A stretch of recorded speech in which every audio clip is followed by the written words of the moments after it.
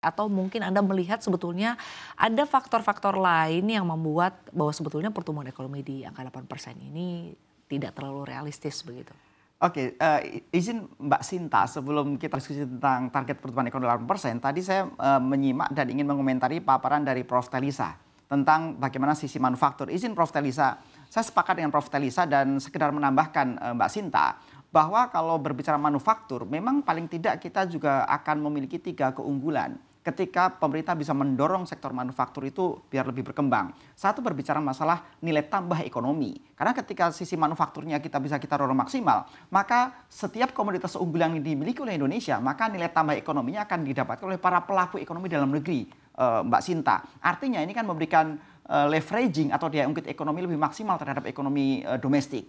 Yang kedua, berbicara masalah sektor manufaktur itu pro job creation namanya, karena mereka akan menyerap banyak tenaga kerja.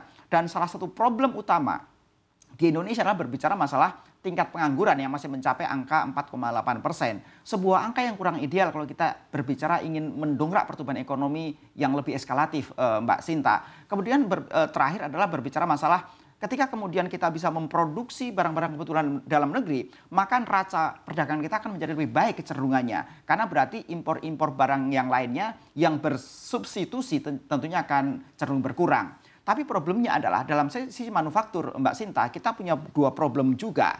Berbicara pertama adalah masalah produktivitas, yang kedua berbicara masalah daya saing. Nah, inilah yang kemudian dibutuhkan regulasi dari pemerintah sehingga bagaimana ekonomi kita ini tidak high cost ekonomi misalnya. Nah, ini turunannya akan banyak. Tapi sekali lagi kalau kita melihat dari komitmen Pak Presiden itu cukup luar biasa terhadap orientasi pertumbuhan dan pemerataan ekonomi, dan kami cukup punya keyakinan bahwa sektor manufaktur seperti Prof. Tarisya tadi sampaikan akan mengalami eskalasi di tahun 2025. Kemudian terakhir Mbak Sinta tentang bagaimana proyeksi pertumbuhan ekonomi 8%. Pertumbuhan ekonomi 8% sebuah target yang sangat ambisius dari Pak Presiden Prabowo Subianto. Memang kemudian kita harus exercise ulang secara matematika ekonomi apakah ini akan achieve atau tidak. Tapi kalau di atas 5% kita punya keyakinan yang sangat tinggi sebenarnya, Mbak Sinta. Tapi coba kita lihat beberapa problem dulu. Pertama dari sisi fiskal. Kebetulan pemerintahan Pak Prabowo ini selama 3 tahun ke depan, tahun 2025, 26 dan 27 punya ruang fiskal yang sangat sempit. Karena jatuh tempo hutang aja per tahun nggak kurang dari 800 triliun. Belum program populis Pak Prabowo misalnya yang akan betul-betul menjadi cost center, termasuk misalnya makan bergizi gratis misalnya. Nah, kondisi ruang fiskal yang sempit ini akan mengurangi daya ungkitnya terhadap pertumbuhan ekonomi yang ada. Walaupun kita lihat bagaimana kemudian Pak Presiden itu memfokuskan kebijakan fiskal di 3 hal. 1, pro job creation, 2, ketahanan pangan dan energi, yang ketiga berbicara masalah peningkatan teknologi. Dunia usaha melihat sebenarnya Pak Prabowo sudah bisa mengcapture kondisi di lapangan tentang bagaimana problem Indonesia dan bagaimana solusinya sebenarnya. Tergantung bagaimana kemudian jajaran kabinetnya menerjemahkan program besar Pak Prabowo itu bisa menjadi executable di lapangan dan pro dengan pertumbuhan dan pemerataan. Itu yang berbicara pertama masalah fiskal. Kedua berbicara masalah target investasi.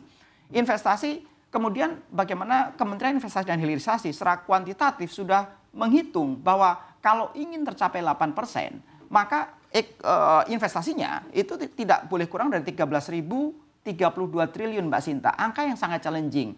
Memang kemudian ketika kemudian Pak Prabowo membuat gerakan-gerakan politik luar negeri misalnya masuk BRICS dan lain-lain, itu menjadi sebuah alternatif investasi kita untuk lebih banyak masuk dari negara-negara dari Rusia, India, China dan lain-lain. Sehingga harapan kita target investasi 13.000 triliun itu tercapai dalam rentang waktu 5 tahun ke depan. Tapi dengan beberapa poin yang ada, Mbak Sinta, kita punya keyakinan tumbuh 6-7% 5 tahun ke depan.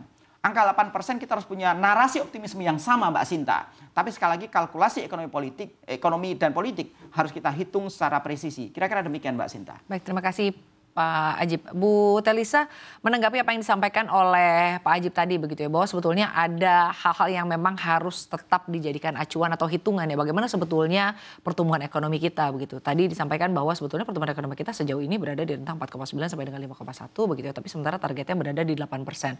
Apa sebetulnya yang harus didorong atau digenjot Bu Telisa terkait dengan upaya dari pemerintah atau target dari pemerintah agar pertumbuhan ekonomi kita bisa mencapai 8%, atau jika pun tidak Bu, setidaknya mungkin bisa menyentuh 6% ya Bu ya. Apakah ini juga angka yang cukup realistis Bu Telisa? Ya, saya tadi sudah cukup lengkap ya disampaikan oleh Pak Ajib, hanya menambahkan saja Mbak Sinta bahwa kita harus mencari drivers pertumbuhan ekonomi baru ya. Karena kan sudah terbukti lah ya kalau kita mengandalkan bisnis as usual ya kita memang ya dengan challenge-challenge yang ada sebetulnya mempertahankan 5 memang nggak mudah juga, tapi artinya kalau kita mau beyond 5 ya mau menuju kepada target 8 itu selain dibutuhkan optimisme kemudian juga not business as usual dan kita harus rajin melakukan inovasi dan tadi productivity. Kemarin kan Paul Romer kesini ya, salah satu Nobel laureate yang sangat terkenal dengan teori efficient growth. Dia memberikan saran kepada Indonesia kalau Indonesia mau mencapai angka 8% ya harus innovate.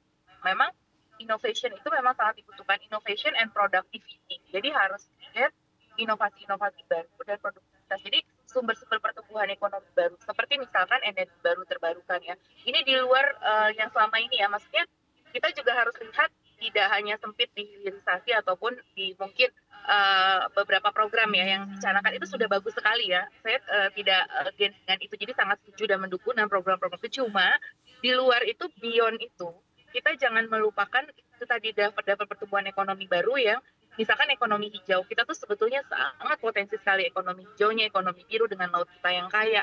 Nah, gimana kita memanfaatkan kekayaan SDA kita itu gitu loh. Padahal itu lagi booming banget kan ekonomi hijau dan ekonomi biru misalkan. Nah itu bisa menciptakan lapangan kerja tadi pro job dan lain sebagainya. Itu kita lagi banget lapangan kerja kalau kita mau grow tinggi.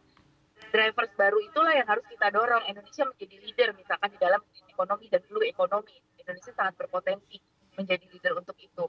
Karbon potensi aja untuk karbon trading dan sebagainya kita punya sangat besar sampai ribuan triliun.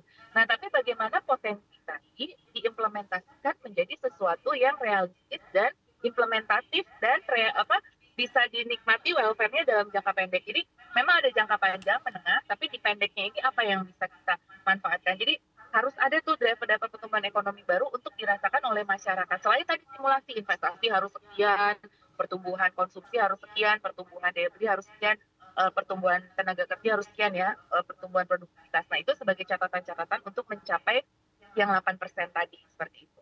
Jadi itu memang butuh inovasi ya, sekali lagi productivity. Dan kalau belajar dari China menurut Paul Romer, saya mengutip pernyataannya, sebetulnya apa yang dilakukan oleh China bisa diadopsi oleh Indonesia gitu. Kalau kita bisa masif misalkan melakukan industrialisasi ya, lebih luas dari hilirisasi ya untuk industrialisasi seperti itu. Kalau kita bisa masif melakukan industrialisasi, itu kita juga bisa mencapai pertumbuhan yang tinggi. Kan kita tahu China bisa amazing bahkan double digit gitu. Nah tapi tadi harus sesuai dengan kepastian regulasi, memperbaiki daya saing, itu kepastian regulasi, meningkatkan I-core kita dan efisiensi yang artinya juga mengurangi kebocoran dan korupsi. Itu juga PR.